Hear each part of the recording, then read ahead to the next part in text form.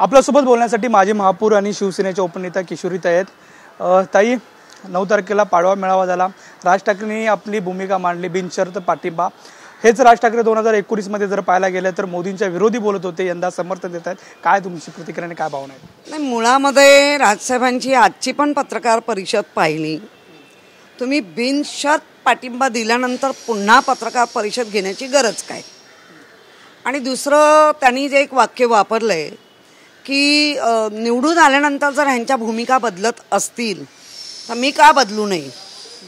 तर मुळामध्ये निवडून आल्यानंतर बदललेली भूमिका असं तुम्ही मांडलंय, म्हणजे निवडून आलोय मग निवडणुकीच्या आधी दिलेली आश्वासनं तुम्हाला माहिती आहेत का? दिलेल्या बंद रूममध्ये किंवा बंद खोलीमध्ये जे काय बोलणी झाली ती तुम्हाला माहिती आहेत का? त्यांनी स्वतःच्या आईवडिलांच्या शपथा घेऊन उद्धवजींनी छत्रपती शिवाजी महाराजांची शपथ घेऊन सांगितलं की माझ्याबरोबर 2.5 वर्ष शिवसेनेचा मुख्यमंत्री आणि 2.5 वर्ष भाजपाचा मुख्यमंत्री।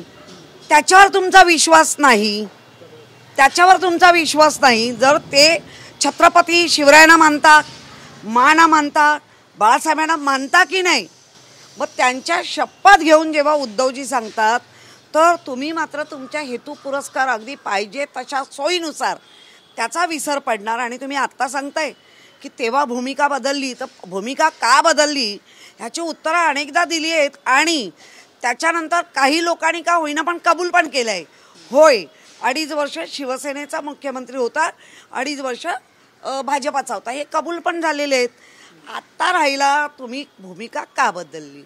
ये वाला लेते हैं। Inverter AC. आप गैम्बलर हो ना?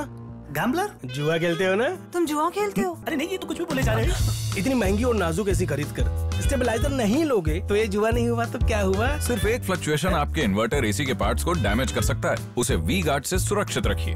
We Guard, India's number 1 stabiliser. मुळात हे काय नवीन आहे का आपल्याला? हे नवीन आहे का? जो काय 1% काय 1.5% तेवढी पण भाजपाला त्याची गरज आहे। म्हणजे दोन्ही मागायला आलेली लोक घेतलं। त्यामुळे त्या बदलत्या एकतर जसं आमचं शिवसेना फुटल्यानंतर ज्या ज्या घडामोडी घडत होत्या त्यावेळेला प्रत्येक वेळेला आम्हाला कळत होतं आता ह्या असंच होणार आहे, कारण सगळ्या यंत्रणा ताब्यात घेतले आहेत। फक्त अजूनही लोकशाहीची यंत्रणा ताब्यात नाही आहे, जे मतदार आहेत ते मात्र ताब्यात नाही गेले आहेत। आणि म्हणून आशा आहे की लोकशाही टिकवण्यासाठी मतदार स्वतःच्या मताचा काय परिणाम होऊ शकतो तो येत्या या निवडणुकीत दाखवणार आहे। तुम्ही म्हटलात यंत्रणांचा वापर होतोय, त्यामुळेच हे संपूर्ण घडलं असं वाटतं? असं एक तर 2019च्या भूमिका बघितले लावरे, तो व्हिडिओ तो फेमसच झालाय, म्हणजे तो आता एक स्लोगन झालाय। त्याच्यानंतर बदलत्या भूमिका किंवा अगदी स्थापन झाल्यापासूनच्या बदलत्या भूमिका, मग तो निशाणी असेल, पक्षाचा झेंडा असेल, आधी हिरवा होता, निळा होता, मग एवढूसा कुठेतरी भगवा होता, मग निळा काढला, मग हिरवा काढला, असं काय होत ना।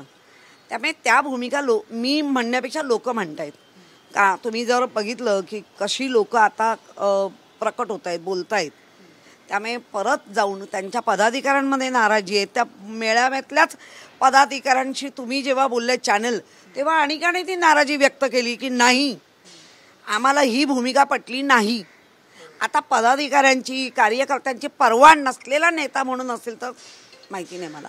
नक्कीच, मात्र सपोर्ट जरी करत असले तर त्यांचीच काही कार्यकर्ते आहेत ते नाराज आहेत। मात्र जे संपूर्ण चर्चा सुरू होत्या त्या दरम्यान चिन्हावरती कुठेतरी अडलेलं होतं, अशा सुद्धा चर्चा आहेत। जर चिन्ह मिळालं असतं तर राज ठाकरेंना सुद्धा एखादी जागा ते सुद्धा लढले असते, अशी सुद्धा चर्चा आहे। नाही, मला त्यांच्या काय लढणार होते, चिन्ह मिळणं, आम्हाला त्याच्यात काही इंटरेस्ट नाही। आम्हाला जे आमचा चोरून नेलेलं चिन्ह आहे, चोरून नेलेलं ते तिकडे आहे, ओके। आम्ही आजही त्या यंत्रणेला, म्हणजे न्यायपालिका यंत्रणेवर आमचा आजही विश्वास आहे आणि तो याने चाललोय। आम्हाला दिलेली मशाल ही मात्र आम्ही घराघरात पोचवलेली आहे। ज्वलंत विचाराची मशाल आहे, सळसळत्या रक्ताच्या शिवसैनिकाच्या हातातली मशाल आहे। त्यामुळे ती आता आम्ही आमच्या उमेदवारांवर, आम्ही आमच्या दिलेल्या पक्षप्रमुखांनी दिलेल्या आदेशांवर आम्ही काम करतोय। त्यामुळे आता समोर काय चाललंय, कोण कोणाबरोबर जाते, काही त्याच्याशी आम्हाला देणं घेणं नाही। नक्कीच ही भूमिका मांडताय. मात्र आता लोकसभेच्या ज्या निवडणुका आहेत त्या रंगत येत आहेत. कोकणातली महत्त्वाची जागा आहे. राणे कुटुंब वेळोवेळी टीका करते, मिमिक्री करते, एकंदरीत धमकीसुद्धा दिलेली जो व्हिडिओ आहे तो सोशल मीडियावरती व्हायरल होतोय, माध्यमावरती व्हायरल होतोय. काय राऊतांना विनायक जे राऊत असतील किंवा राणे यांच्यात कुठेतरी संघर्ष पेटत असलेला आपल्याला पाहायला मिळतो. संघर्ष तर नक्की पेटणारच आहे, कारण विनायक राऊत हे वाडीवर पोचलेला नेता आहे, वाडीवर पोचलेला खासदार आहे. त्यांनी प्रत्येकाच्या सुखदुःखात सामील झालेला खासदार आहे. कायम कोकणात, म्हणजे 2 दिवस जर मुंबई असेल, 3 दिवस जर दिल्ली असेल, तर बाकीचे दिवस कोकणात आहेत. कोकणांची त्यांची नाळ जुळेल आणि ते कोकणातलेच आहेत. त्यामुळे दात निघालेला, नखं काढलेला वाघ आता लोकांना नको आहे. दात पडलेला, नखं काढलेला, शक्तिहीन झालेला, तोंडांनी हवा मारणारे हे नको आहेत. ॲक्च्युअल काम कोण करेल?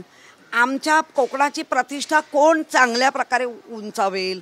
आपण पाहिलं आहे ना, दोन्ही तुलनात्मक आहेत. ते जेव्हा मंत्री महोदय होते केंद्रातले, किती प्रश्नावर आमच्या कोकणाचं नाक कापलं गेलं आहे. त्यामुळे आता ताकद नसलेला, दात पडून आणि नखं गेलेली वाघ आम्हाला नको आहे. मात्र जो धमकीचा एक व्हिडिओ आहे, जो म्हणजे तुम्ही जर लीड नाही दिला तर कमी नंतर, ह्या धमक्या त्यांच्या चिरंजीवांनी पण दिलेल्या. पण मी तुमच्या माध्यमातून कोकणवासियांना विनंती करेन, अशा धमक्यांना घाबरू नका. अशा आणि काही होणार नाही. राज्य नक्की आपलं येईल आणि फंड मिळणार नाही अशी धमकी देऊन जर तुम्ही निवडून देणार असाल तर तुम्ही स्वतःच्या मताची किंमत लावू नका. आणि प्रत्येक जण जे काही फंड मागतो तो कोणाच्या वैयक्तिक कामाटी मागत नाही, तुम्हाला त्याच्यासाठीच दिलेला असतो आणि ते खर्च करायचा असतो. त्यामुळे त्या धमक्या देऊ नका. आमच्या कोकणातले लोक, तुम्ही कोकणातलेच आहात, घाबरणार नाहीत.